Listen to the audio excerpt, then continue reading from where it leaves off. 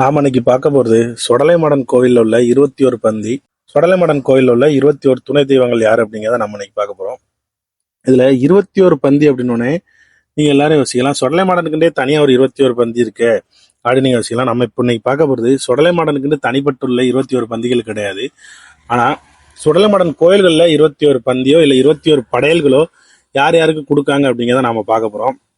அடுத்ததா இது நான் சொடலைமாடனை மூலவரா எடுத்து சொன்ன 21 பந்தி தான்.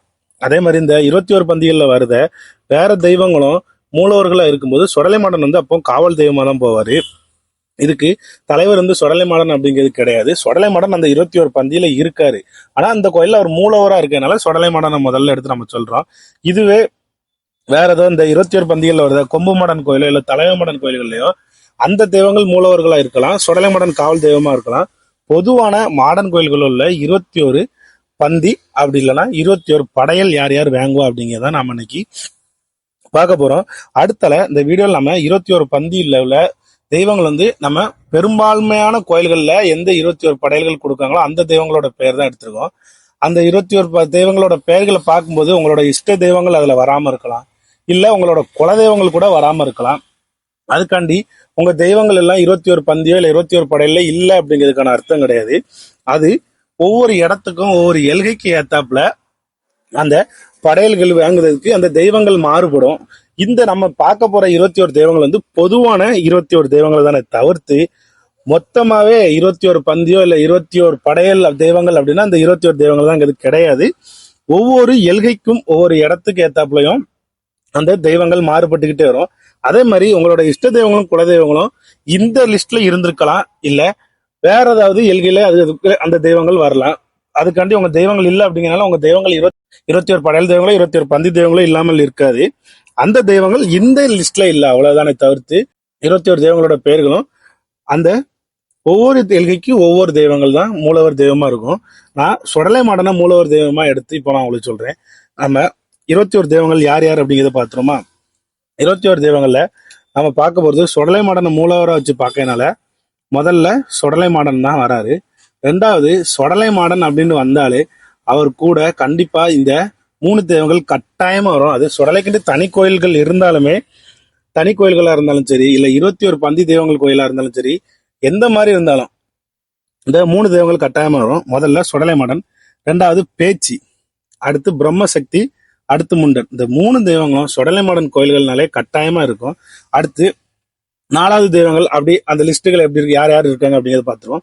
4வது சுனைந்த பெருமாள், பலவேசக்காரன், மாசானம், கட்டையேறும் பெருமாள், தலவாய் மாடன், தலவாய் மாடத்தி, செங்கிடாக்காரன், கருங்கிடாக்காரன், கொம்பு மாடன், கற்பசாமி, புலமாடன், கரடி மாடன், மா இசக்கி, இருளப்பன், காளியம்மன், மாரியம்மன், பாதாளகண்டி.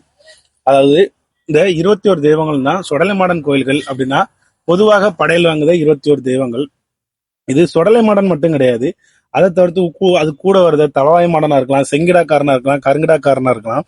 அந்தந்த எந்தெந்த கோயில்கள்ல எந்தெந்த பகுதிகளில் எந்த தெய்வங்கள் மூலவர் தெய்வமா இருக்கோ அந்த தெய்வம் மூலவர் தெய்வமா இருக்கும். அது கூட உள்ள தெய்வங்கள் பந்தி தெய்வங்களா இருந்து படையல்களை வாங்கி கொண்டு இருக்கும். அடுத்தால நம்ம மாடன் தெய்வங்கள் அப்படின்னாலே இதுல யார் பெரிய தெய்வம் யார் சின்ன தெய்வம் அப்படிங்கிறது கிடையாது. மாடன்கள் அப்படின்னாலே எல்லாமே ஒரே தெய்வங்கள் தான்.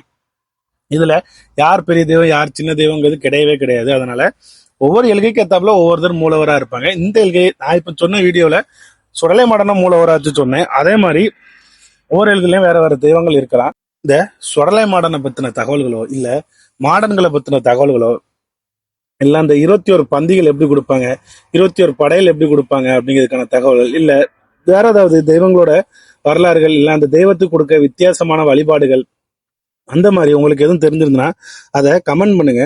ஏன்னா அந்த விஷயங்கள் எல்லாம் எங்களுக்கோ இல்ல இந்த வீடியோ பார்க்க யாருக்காவது அது தெரியாம இருந்திருக்கலாம். இந்த நீங்க கமெண்ட் கொடுக்கறதுனால அவங்களுக்கு அப்படி ஒரு விஷயங்கள் தெரிய ஆரம்பிக்கும். பெரிய பெரிய கோயில்களின் வரலாறுகளை ஏதாவது ஒரு புராணங்கள்ல இல்ல ஏதாவது ஒரு நூல்கள்ல இல்ல ஒரு பத்திரிகை ஒரு செய்தித்தாள்லயே நம்ம படிச்சு தெரிஞ்சுக்கலாம். ஆனா நம்ம வழிபடுற இந்த நாட்டுப்புற தெய்வங்களோட வரலாறுகளோ இல்ல வழிபாடுகளோ இல்ல பூஜை முறைகளோ அது நிறைய பேருக்கு வெளியே தெரியாம இருக்கு. ஏன்னா அது உங்க பகுதிகளில் மட்டுமே அந்த வழிபாடுகள் முறைகள் இருக்கு. அதை தவிர்த்து அதை வெளியே கொண்டு வரதுக்கான எந்த ஒரு வழிமுறையும் இல்லை அதை வெளியே கொண்டு வருது. அதனால இந்த வீடியோ பார்க்க யாரா இருந்தாலும் சரி, உங்க ஊர்ல எதுவும் வித்தியாசமான வழிபாடுகளே இல்லை, உங்களுக்கு தெரிஞ்ச ஏதாவது ஒரு மாடன்கள், வரலாறுகள், கதைகள் அந்த மாதிரி எது இருந்தாலும் நீங்க கமெண்ட் பண்ணுங்க. அது தெரியாதவங்களுக்கு நம்ம நாட்டுப்புற தெய்வங்களோட கதைகளை தெரிஞ்சுக்கிறதுக்கு ரொம்ப பயனுள்ளதா இருக்கும்.